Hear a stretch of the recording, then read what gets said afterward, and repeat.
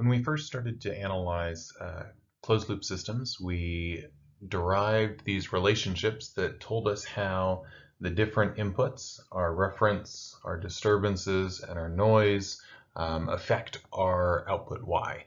And so we came up with equations that looked like this, that we've been using throughout the rest of the course, and then the tracking error equations like this. And so one of the consequences of this was the fact that if we called this S and this T, these two closed loop transfer functions, these quantify essentially the magnitude and phase, the properties that map our reference and our noise and our disturbances into the tracking error. And one of the things we observed when we derived these way back when is that S and T have this fundamental trade-off that effectively you add these two transfer functions together and that provides identically 1. And so it means that if we were to manipulate S to be bigger, T would become smaller necessarily because of this constraint. And so when we look at this a little bit further, which is something that we have already done, but it's worth remembering that if we want this first transfer function to be small in order to essentially track the reference, we would like this part of the denominator to be very large, which would then dominate and make the overall transfer function small. So if we want S to be small, we would make the product GK, which is that loop transfer function, would make that large. If we, on the other hand, if we wanted T to be small, that would correspond to wanting to essentially get rid of noise factors so that noise does not negatively detriment our ability to track our reference. Then we would actually want GK to be small because it appears in the numerator and the denominator here. So making this small would end up making that contribution due to noise small. So we want GK to be small, but we also want GK to be large. And so that was a fundamental challenge, but we offered the opportunity in the future that we would talk about leveraging the different frequency content of these different signals. So we alluded to this before, that different signals have different frequency content, but now we're a little bit better equipped to talk through this. We've seen the impact of different frequencies on both open loop and closed loop systems now, and we can come to appreciate the fact that a reference often has relatively low frequency content, and so that would mean that something that is more slowly varying. And so that could be something that was an autopilot that was keeping a plane at some altitude and then ramping down into a landing position, for example. And so the frequency content of this is relatively low. Whereas noise is something that has this stochastic element and typically exhibits very kind of this jumpy behavior, which corresponds to having lots and lots of high frequency content. And so the solution that we come to deal with this fundamental trade-off is the fact that we make GK large at low frequencies so that we get the good tracking performance that we want, and we make GK small at high frequencies, which accomplishes the influence that we want to have on the noise. And so that's the idea of essentially shaping the overall frequency content of the loop transfer function GK in order to build a controller that does good things with our reference and good things with our noise. And so this concept of shaping the loop transfer function GK is called loop shaping. And so the idea here is that given a plant, so that's typically given, our transfer function for our open loop plant is given, the loop transfer function is G times K, and so we're going to use this additivity property that we have of our Bode plots in order to be able to shape this into something that we like. And so given the Bode plots that we have for G, the different terms that are in K can also be represented as a Bode plot. And so these represent the frequency content of both of these transfer functions because these horizontal axes correspond to the frequency. And so we know that we can add the different parts together because these are essentially multiplied together. And so when we have different terms in our overall transfer function, their different Bodie plots simply add, and that was one of our fundamental characteristics. And so that means that if we have some undesirable characteristic in G, we can shape the Bodie plots of K using our knowledge of different terms of our different controllers in order to yield a set of Bodie plots in magnitude and in phase that give us good properties, the properties that we'd like to see in our overall Bodie plots. And so we'll talk about what those might look like. But one of the things to be aware of is the fact that this really depends on our ability to understand what it looks like to add different types of controllers and what they look like in the Bodie plot diagrams. And so that will help you understand whether you need to add a zero or a pole, or perhaps a lead compensator or a lag compensator. And so this gives us the ability to look at the deficiencies in the plant and come up with controllers or combinations of these different terms that will yield an overall good Bodie plot. So an important concept before we start specifying loop shaping is one more criteria, design criteria, that we have not introduced yet. And so to date, what we have is we have a handful of time domain criteria, things like rise time and peak time and overshoot and steady state value. These are all time domain specifications that we can use. And so what we're going to add to this is a frequency domain specification called closed loop bandwidth. And so it's an intuitive idea, but in order to get access to it, we need a couple of different steps. And so what we're interested in quantifying is the range of frequencies that have good closed loop tracking. And so one of the ways to figure out what this looks like is to plot a frequency diagram, essentially a Bodie magnitude diagram of the closed loop transfer function, which is gk over 1 plus gk.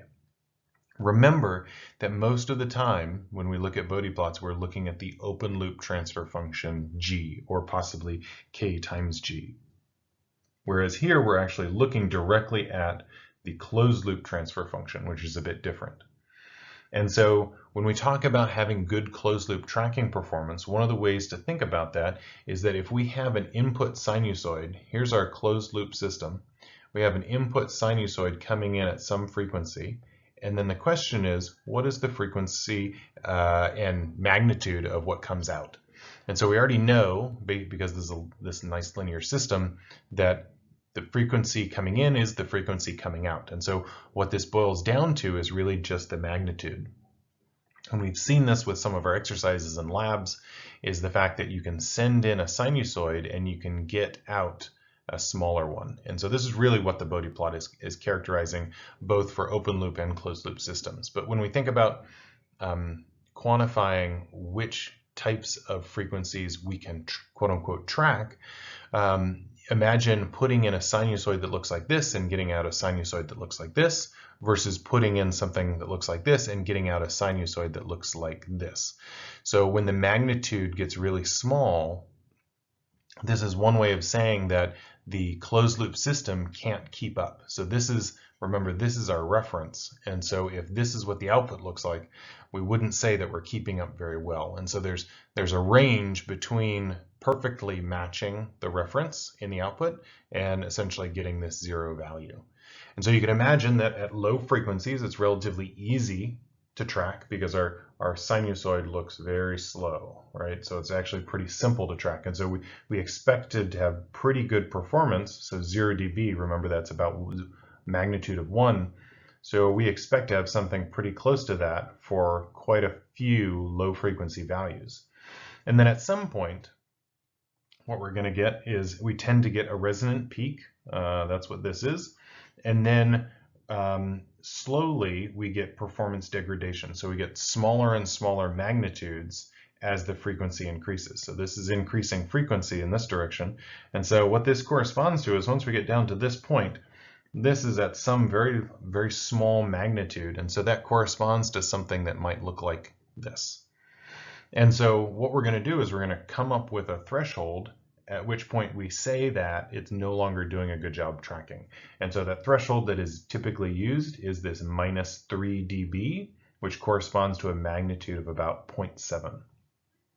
So that's when it's dropped from about 1 magnitude down to 0.7. And so once it gets below 0.7 or below -3 dB, we say that it's no longer tracking it very well.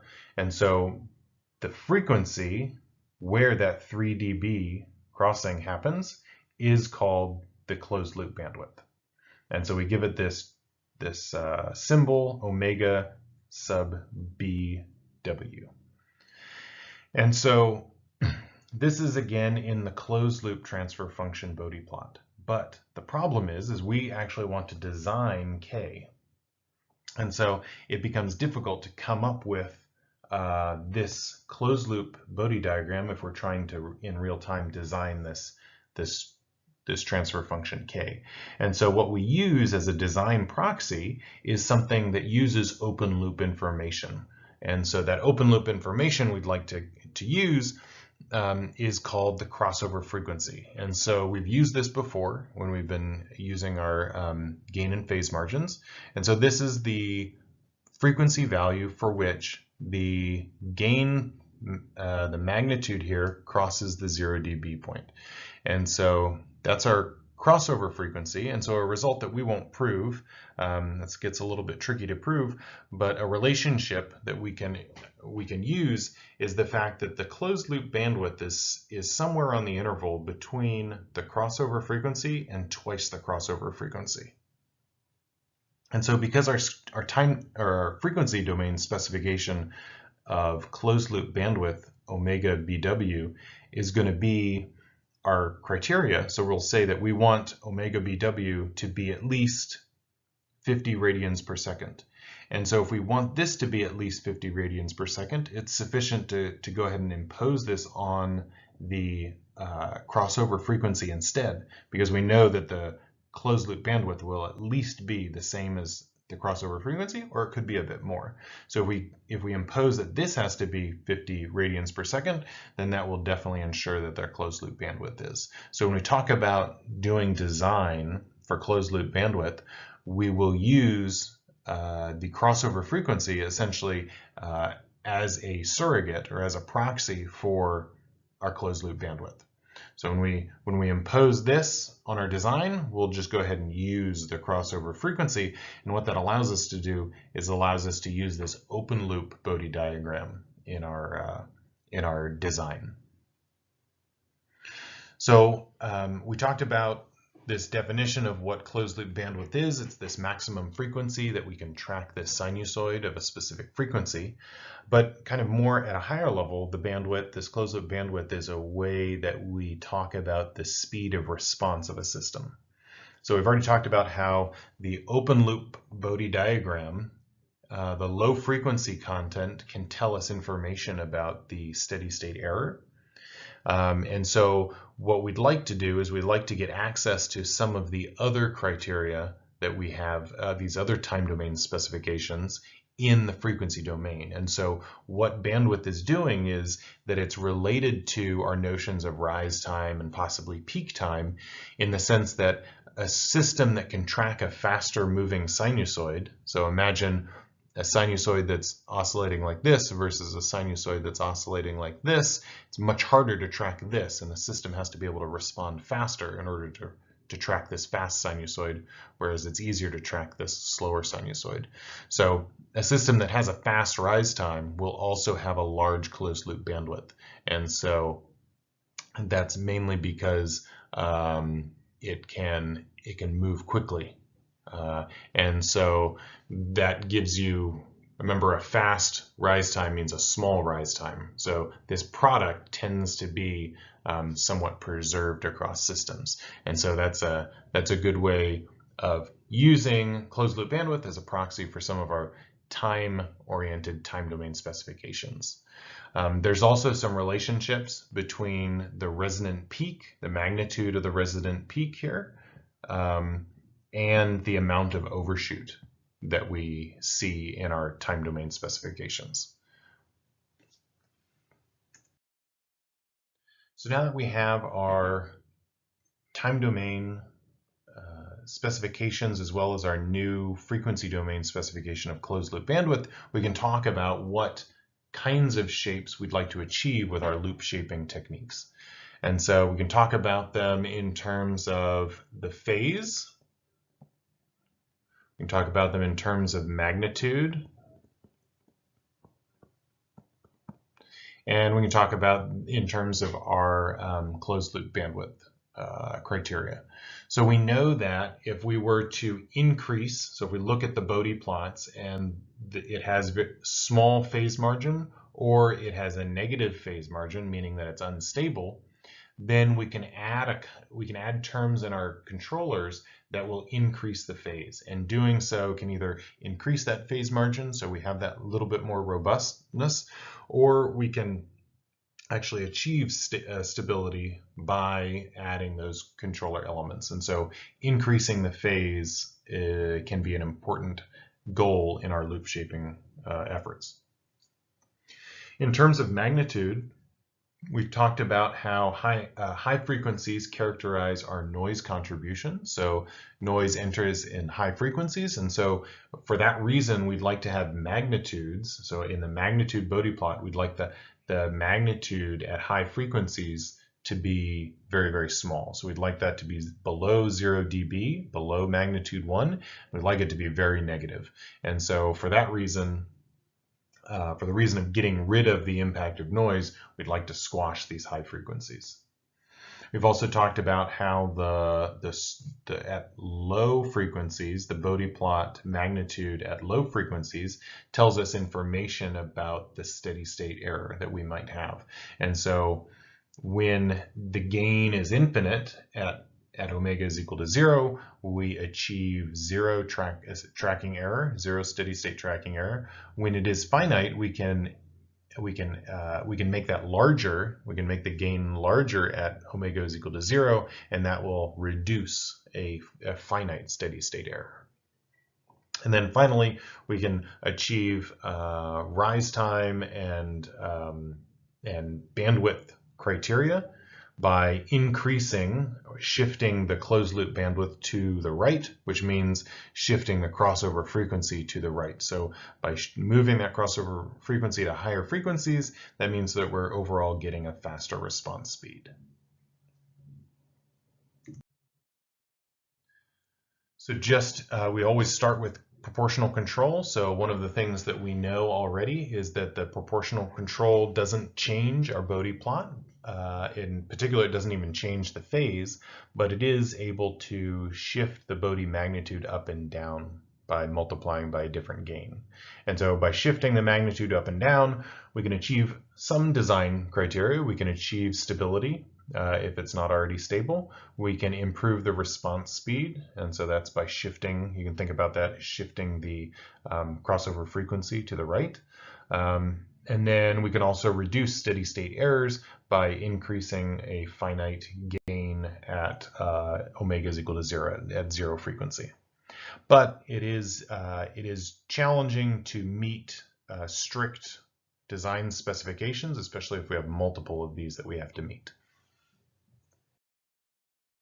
So controller design ends up becoming, once we go past proportional control, ends up becoming using either elements of PI or PD or PID together, as well as lead and lag compensators in order to satisfy our different time domain and frequency domain criteria.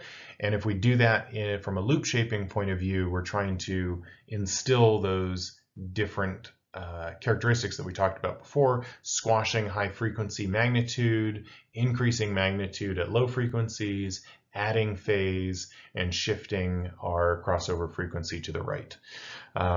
In the end, for complicated systems, this ends up becoming complicated. And so one of the biggest challenges to teaching undergraduate control is the fact that in practice, doing control in practice requires quite a bit of what I'll just call art. And so this is, when we talk about art, this is really, we're giving you knowledge here, You need to inject an amount of creativity, but it also comes from quite a bit of experience dealing with these systems and seeing what works. And so this art makes it challenging to just jump right in and understand what is a good solution, what's not. But by giving you the knowledge and getting you some experience, which you'll continue with some of the labs that we have, and then just kind of over time building up your creative library to solve these problems. But so that's what makes this challenging. As you go through, if you were to go through and take some more control courses, you would be exposed to a number of other control methods. Some of them seem to have a little bit more of a systematic nature to it, but in the end, many of them have to require some amount of tuning and some amount of experience to help really tune them to be applicable to that specific system. So now that you've got that challenging assignment, what we're going to do is we're going to take a look at a few examples where we're going to try to achieve different performance specifications, both in time domain and frequency domain, and really pull everything together for the end of this class.